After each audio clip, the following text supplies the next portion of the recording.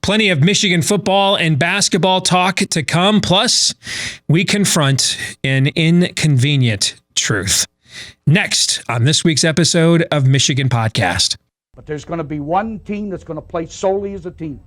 No man is more important than the team. No coach is more important than the team. The team, the team, the team. Looks deep for Anthony Clark. Waits for it. It's caught. This is no time for that. In the pocket and a sack. Tim Jamison. Brady gets terrific. Throws it and a touchdown. Knight again. Schultz just before Brazil got him. And a leaping interception by Woodson. Harbaugh back to throw over the middle. Caught by Collier at the 5 on his feet. Touchdown, Michigan. On its way. It's good. He's 5'7", 179 pounds, a junior at Michigan. But Jamie Morris packs a wallop, and he delivers for Bo Schembechler. And here's your first play. Pressure coming. Sack. It is Glenn Steele, number 81, who fought his way through the traffic. Option. And Robinson calls his own number, and he's going to score. Oh, an easy touchdown for Robinson and Michigan.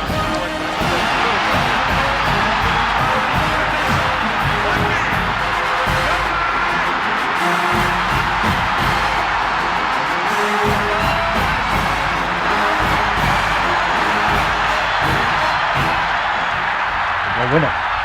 We're going to win the championship again because we're going to play as a team. And when we play as a team and the old season is over, you and I know it's going to be Michigan again. Michigan.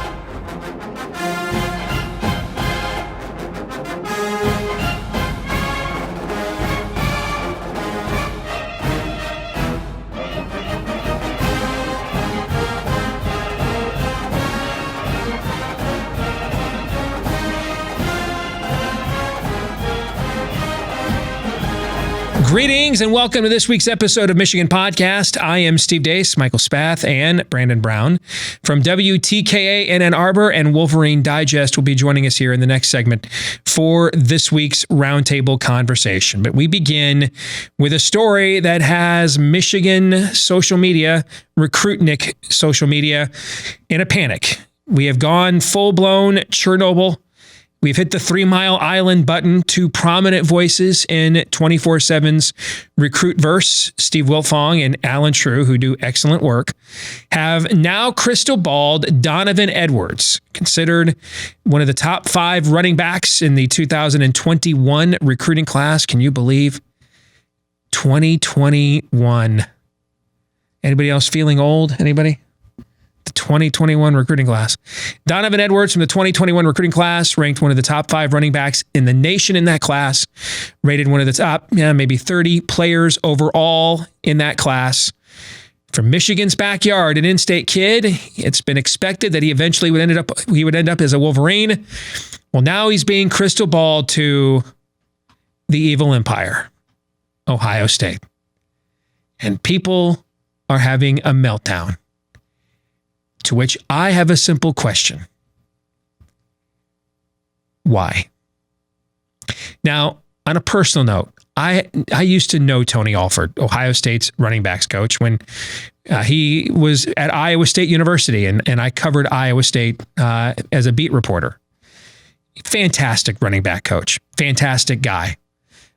His players always produced, never fumbled, high character, just guy's an outstanding football coach. Did a great job for Brian Kelly at Notre Dame as well, for Urban Meyer at Ohio State, and now for Ryan Day. So I'm not shocked that any top running back recruit would be enamored with the idea of playing for Tony Alford, given his background and then given the program that he's at. But specifically, and I don't say that with any dissing of Jay Harbaugh, Michigan's running backs coach. I don't know him at all. And frankly, I think the running back performance has improved since he became the position coach there. But just looking at this vis-a-vis the specific comparison of Michigan and Ohio State, and saying this,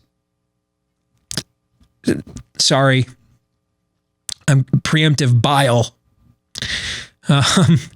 But I don't know why any recruit would choose Michigan over Ohio State, especially at a skill position. I mean, I don't know why you would. The only reasons I can think of are personal. Yeah, you have a close personal relationship with a coach and the Michigan staff, and you want to spend the next 4 years of your life enjoying that relationship, or you just grew up as a fan. And that's, or your parents were fans and it's a family dream, your personal dream, but take the emotional, relationship aspect or fandom aspect out of it. And this is not even a debatable question. It's just not close. And I hate myself for admitting it. And I just threw up in my mouth a little, but this is nothing to be in a panic about. I mean, sometimes we act as if we are shocked at the consequences for our actions. Like, your mama kept telling you, don't go out there and play in traffic. And then you kept doing it and you got away with it a bunch of times, but then eventually you don't.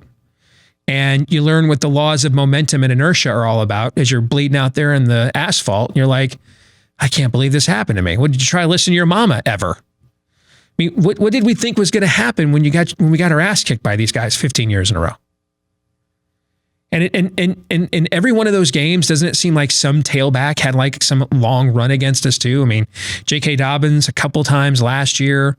But I mean, it seems like every year in this 15-year span of ass whoopings, there has been some Ohio State tailback that's gone off for some big run. So, I mean, this isn't a debatable point. You have to earn this on the field. And by the way, we're acting like this is decided. Signing day is not it's almost a year away. It's in December. It's 10 months from now.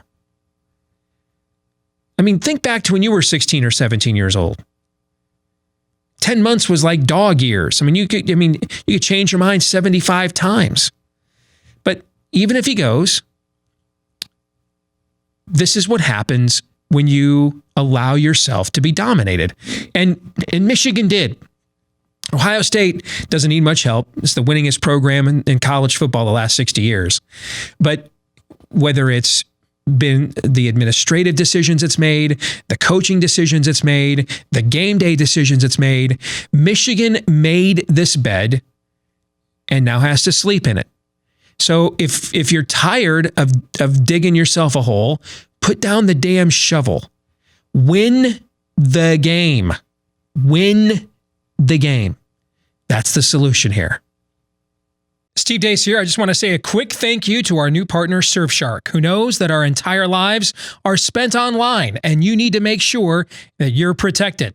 Surfshark is a VPN service that makes online protection easy. Don't you hate it when you get an ad that pops up online and makes you think, hey, who's listening in to what I'm doing here? Well, Surfshark helps to get rid of those targeted ads. And Surfshark makes sure nobody is seeing your personal info without your permission and protects you from hackers who are after either your emails or your passwords.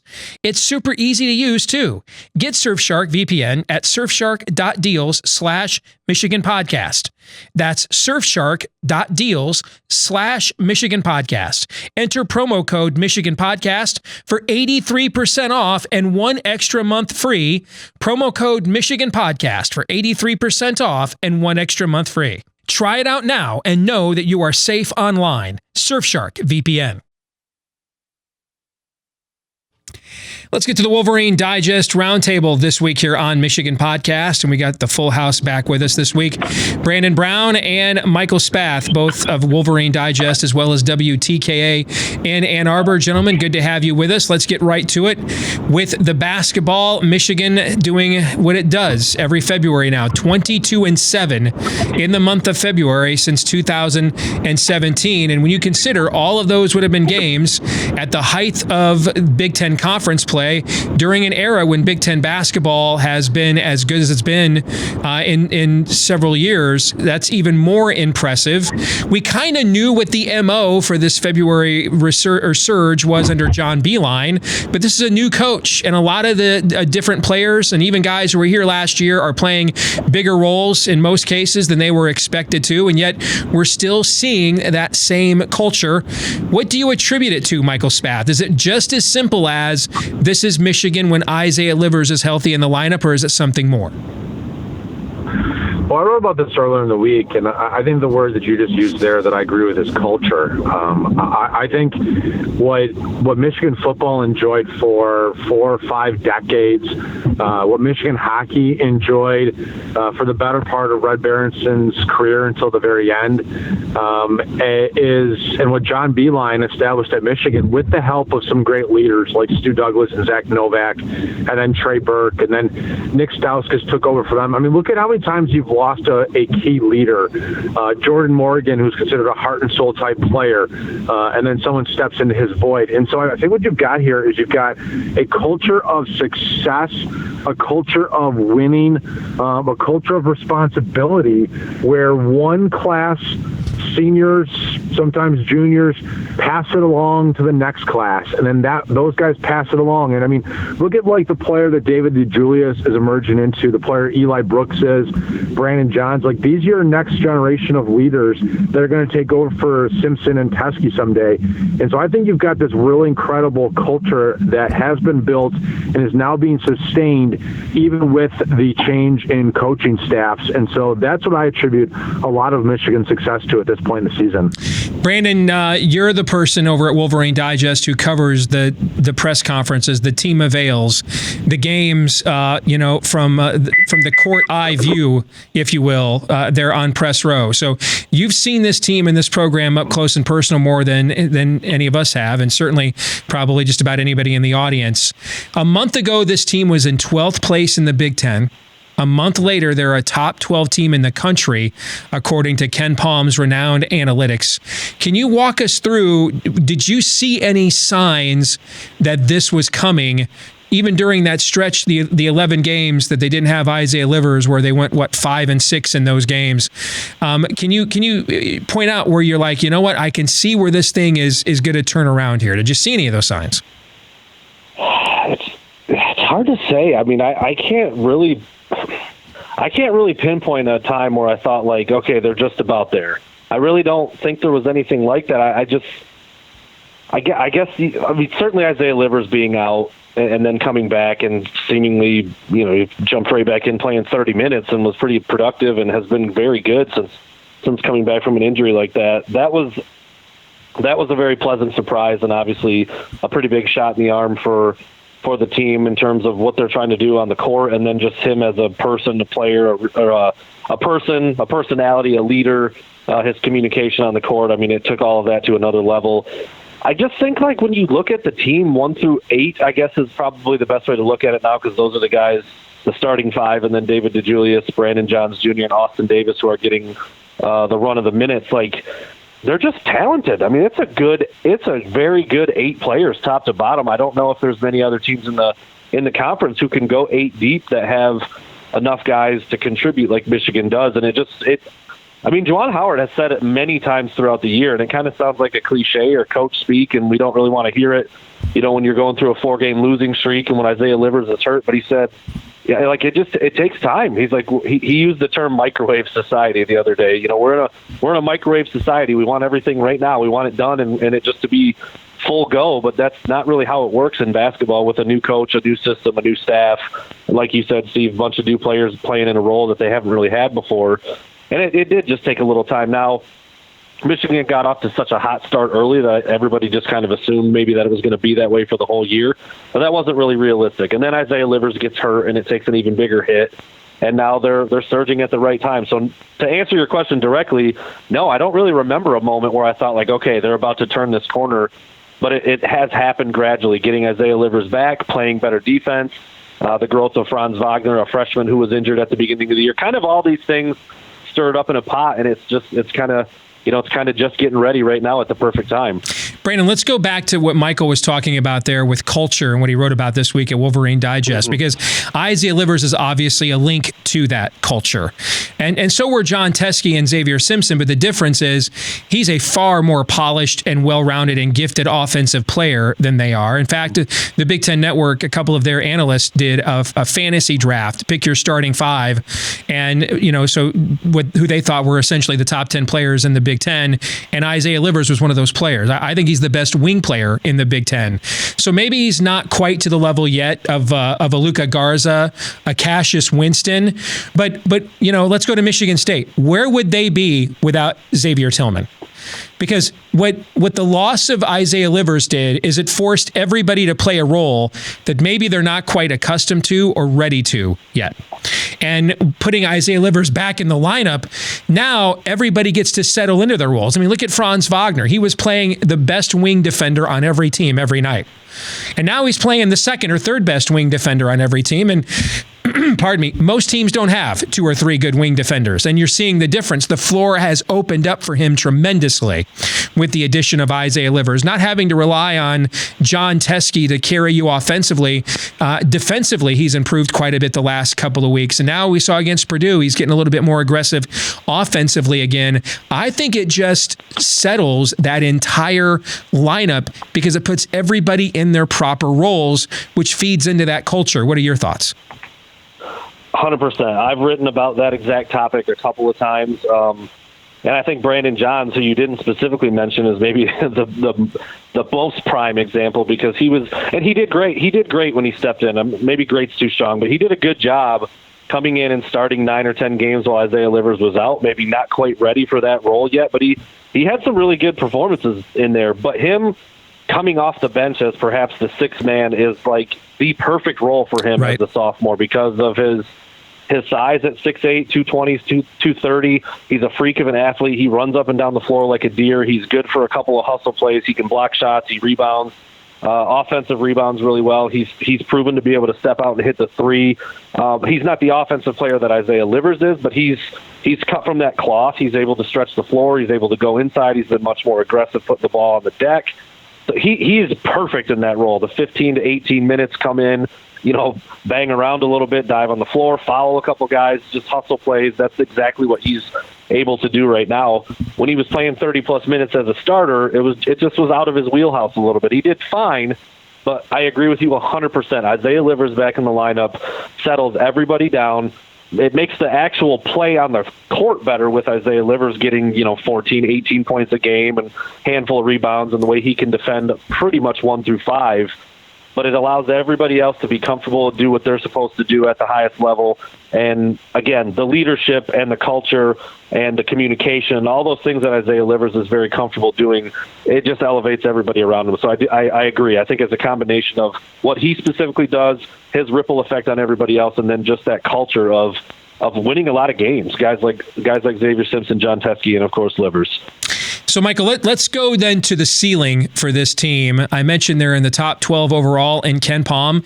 Since Ken Palm's analytics began in 2002, only one team that wasn't in the top 25 of both its offense and defensive efficiency rankings has won the NCAA tournament, and that was the UConn Kevin Ollie Shabazz Napier team. Everybody else has been in the top 25. Michigan now is in the top 25 in both offensive and defensive efficiency. I think they're one of 8 teams right now that make up and compile that list. The T rank, that's Bart Torvik's kind of free version, poor man's version of Ken Palm, ranks Michigan the best team in the country in the month of February. In games Isaiah Livers plays, I believe Michigan is 2nd or 3rd in offensive efficiency in the Big Ten. We've seen how much that defense has improved. We saw what they were able to do in the non-conference. That win over Creighton looks better and better every single day. What is this team's ceiling? Because I think there's about 25 to 30 teams this year that if they get the right draw, their ceiling could potentially be the final Monday night or the first Monday night in April. And I think Michigan, if Livers is in the lineup, is on that list. What do you think? It's an interesting question because the Big Ten is regarded this year as the best conference, or at least one of the 2 best conferences in college basketball. And so, it's really hard at this point in the year to compare, look across and go like, well, when Gonzaga's meeting up with somebody, or you look in the Pac-12, there's just a big battle between Oregon and Arizona, or you've got Kentucky playing somebody, Louisville taking on Duke in the ACC. And so it's really hard to say like, well, that team's way better than this team that we see on a regular basis. I'll say this, with Isaiah Livers, in the fold, Michigan has pretty close to a complete team. They have a low post presence, whether it's Austin Davis coming off the bench or if John Teskey can get back to being the player that we started to see over the weekend at Purdue. They don't have a scoring point guard, but they have a playmaking point guard that can create a lot of good opportunities for other players. And Eli Brooks, and in David DeJulius, and in Isaiah Livers, and in Franz Wagner, they have guys that can shoot the three at a high percentage clip sometimes. And if all those guys click on the same day, then I don't think there's anything that says that this team couldn't play in the Final Four. Do they get that far? I mean, so much of it is about matchups and who else you're running into. Michigan has been one of the really hot teams, but then last year they ran into Texas Tech, which was a hotter team that played better defense, and Texas Tech ultimately vanquished Michigan. And then Texas Tech ran into a hotter team and a better team in Virginia. And so when do you find yourself in that matchup? Do you run into that really hot team in the second round? Do you not see them until the Elite Eight? My goodness, everybody talks about how Michigan State got all the way to the Final Four and then lost to Texas Tech. Well, I say if Michigan wouldn't have played Texas Tech until the Final Four, they would have gotten there a year ago. So it really just comes down to when you run into that team and how hot you are. But I certainly think that Michigan is a complete team when it has a healthy Isaiah Livers on the roster. Let's switch and talk a couple of football topics. A story out today from a couple of news outlets, including the Detroit News, talking with Shea Patterson, Michigan's former quarterback, who's at the NFL Scouting Combine in Indianapolis this weekend after, let's face it, he lost himself some money with what happened at the Senior Bowl by all reports. So he's trying to make some of that back and improve his draft stock. One of the 200-plus players that are invited to Indianapolis to try out in front of NFL scouts. And he admitted that he wanted to seek out a fifth year at Michigan and thought, I know there were some rumors along these lines, Michael, that I believe you were actually reported on at the time back in December, that there was a reasonable chance that he might have been able to get a fifth year. But he said he just couldn't risk the timing because he wouldn't find out probably until mid to late February, which means he would risk missing the Senior Bowl and all of the tryout opportunities. And so he wanted to come back to Michigan for another year, but he just couldn't risk the uncertainty. Your thoughts on that? How much of that was one-sided? How much of that was two-sided? That Michigan was interested in that fifth year as well? Because given what we've seen from him so far, I'll just tell you guys, I follow this draft process really closely. I mean, he got absolutely annihilated by scouts, Senior Bowl practice week, annihilated. I mean, he was probably the most criticized player down in Mobile. And so here's why I think this question is germane, so that I don't want to be accused of leading you guys on. Here's why I think the question is germane. Because given how inconsistent he was this past year, now he did close on a strong note until the last, the second half against Ohio State. I believe he didn't complete a pass. A lot of that, frankly, wasn't his fault. A lot of drops. He was absolutely brutal in the Citrus Bowl against Alabama. Terrible. And then you look at his performance in Mobile, and if Michigan was anxious in bringing him back for a fifth year, should we take that as a sign that they're not overly confident in the guys that they have waiting in the wings and Dylan McCaffrey and Joe Milton? How do you tackle that multi-layered question there? Michael Spath, I'll start with you. Yeah, you know what? I don't really think it has anything to do with Joe Milton and Dylan McCaffrey. I honestly, from everybody that I've spoken to the last couple of weeks about the quarterback situation, about Shea Patterson, I think you had one person, the man in charge, who was overly loyal to Shea Patterson, and I think Jim Harbaugh would have been a fan of Shea coming back for a fifth year. I don't think there's any other coach on that staff, any other player on that staff that would they have liked to have had him back? Would they have been okay with him coming back? Sure, but are they sitting there going like, man, if we don't have Shea, we got nothing? I don't think that's the case. I think a lot of guys are excited to see this quarterback battle take place between Dylan and Joe. Joe's got a faction of guys that really like him. Dylan is one of the most well-respected players on the team, to the point where this year, even before he's named the starting quarterback, if he wins it, he could be named the captain for this team. So I don't read too much into that. I wonder if someone asked Shea Patterson this exact same question before the Senior Senior Bowl if he would have answered the same way. I think a little bit of him now looks back on this and says, man, I didn't perform at the Senior Bowl. I had a bad finish to my senior season. I could have really used a fifth year to come back and showcase myself one more time. I think it's more of an indictment of what Shea Patterson thinks about his pro prospects, that he's willing to go out there on the record and say, yeah, it would have been great to have one more season in this offense. I haven't read the entire quote. I saw that Aaron McMahon from MLive tweeted it out and just read the quoted tweet on Twitter. But I wonder a lot more about that Shea's kind of acknowledging, I'm not in the best spot for my NFL future, and maybe a little bit of regret that he doesn't have one more opportunity. I don't know. Looking back on it, he played in enough games as a freshman. I know that they have kind of grandfathered some of these guys in there. I don't know that if he ever would have gotten a fifth year. That's an interesting angle you just took there, that this is a bit of revisionist history or 2020 hindsight because of the way that the draft season has gone for Shea Patterson so far. Brandon, what's your read on this?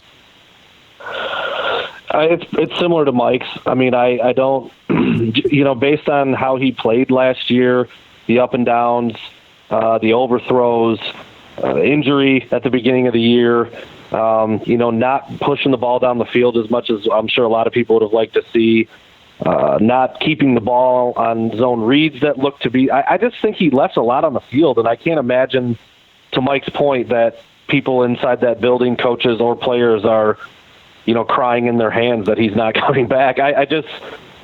We talked about it on the radio earlier yesterday about. I just think that the ceiling is hot. Not knowing who the starter is going to be, not having seen much of Joe Milton or Dylan McCaffrey in the past. I think the ceiling is automatically higher with either of them than it is with Shea Patterson. Now the floor could be lower, but I think with the way that Michigan has recruited and the kind of offense that Josh Gaddis wants to run, a change was not only necessary, but could be a spark for a better offensive season in 2020, more points being scored, all the things that college football is about nowadays, being able to push the ball down the field. I certainly hope that was part of the discussion with Nico Collins and what talked him into coming back. Like, hey, 50-50 balls were more like 70-30 balls with you this year, and we're going to do that a lot more with Dylan or Joe than we did with Shea. I don't know if that conversation took place, but I would imagine that it did. And, I hadn't thought about that angle that Mike brought up either, but I can definitely see Shea saying, like, dang, I'd like to have another year in Ann Arbor now after all the way all this stuff played out. So, I don't know. I don't think a lot of really diehard Michigan fans are going to be too upset reading, like, oh, man, Shea wanted to come back and now he's not. Like, what a bummer. I don't see it that way. And I would be willing to bet that the coaches, with no recorder in their face and a fly-on-the-wall situation might say the same thing. Finally, gentlemen, are you excited that we will get to retire, at least for this year, one of the great Michigan fan tropes? Now, this was actually referenced for the last couple of months by Chris Ballas at the Wolverine, had been reporting that it looked like there was going to be no off-season trip for Michigan this year, or that this would become an every 4-year event so that each individual class got to do one of these foreign trips rather than trying to pull it off every single year. Well, yesterday, the university made it official that they're not going to do one and gave the coronavirus as the official explanation and some concerns about overseas travel, whichever the official story is that led to not doing it any longer. This has been within Michigan fandom. You guys know this very well, even better than I do. You had far bigger Michigan social media fan followings than I do, so you hear it far more than I do.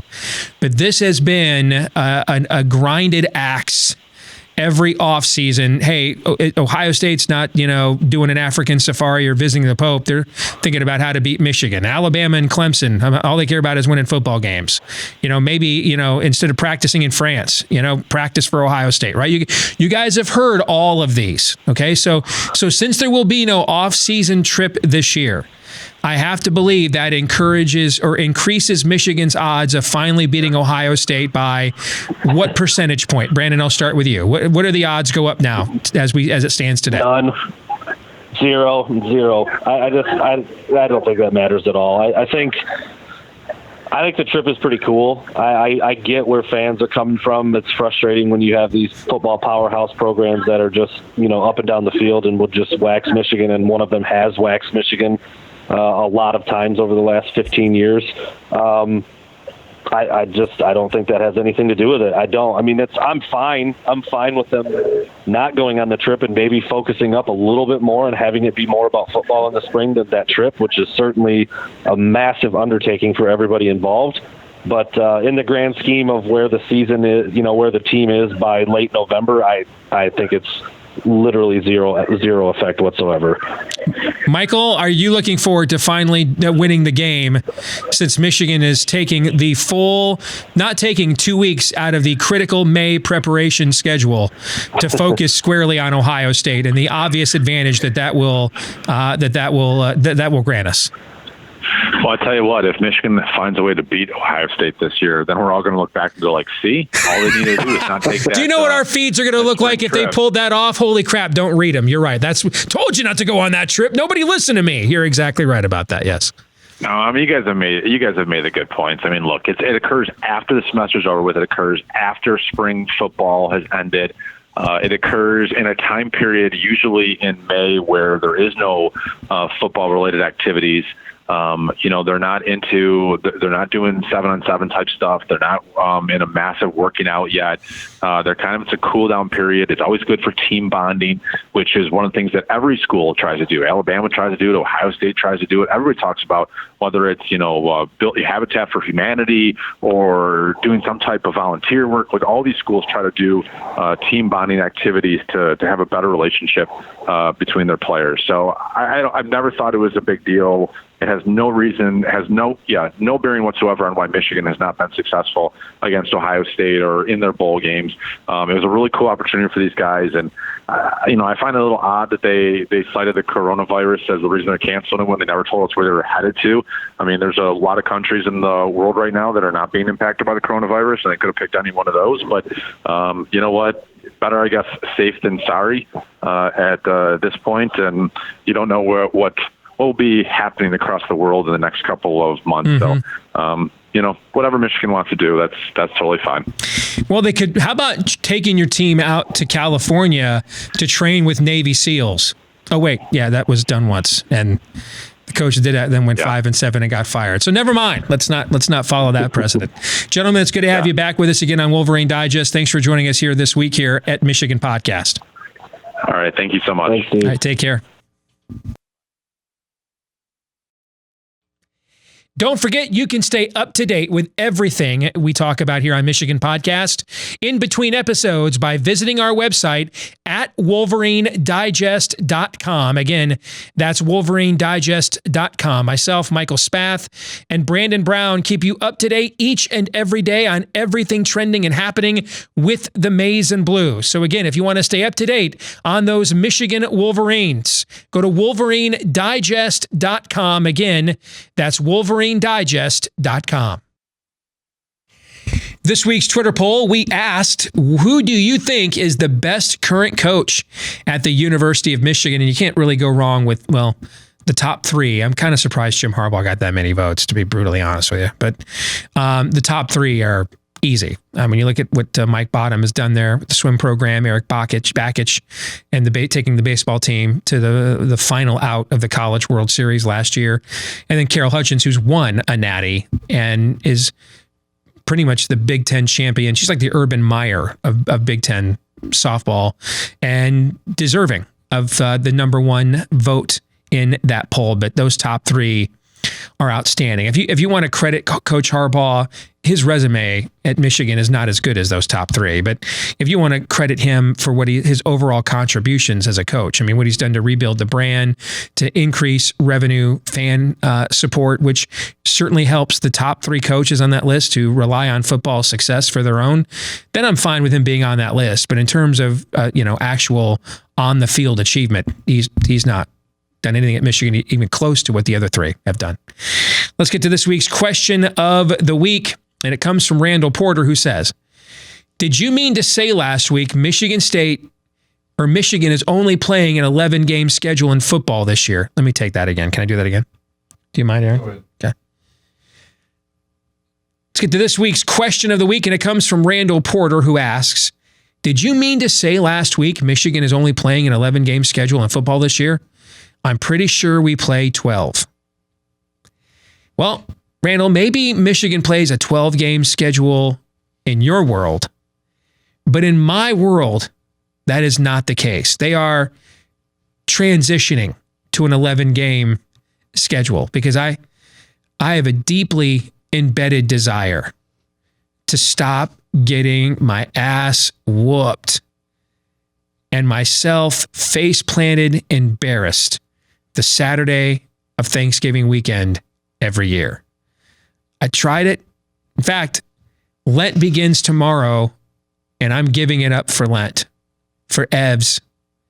So if Michigan wants me to count that 12th game, Michigan's got to make the 12th game count.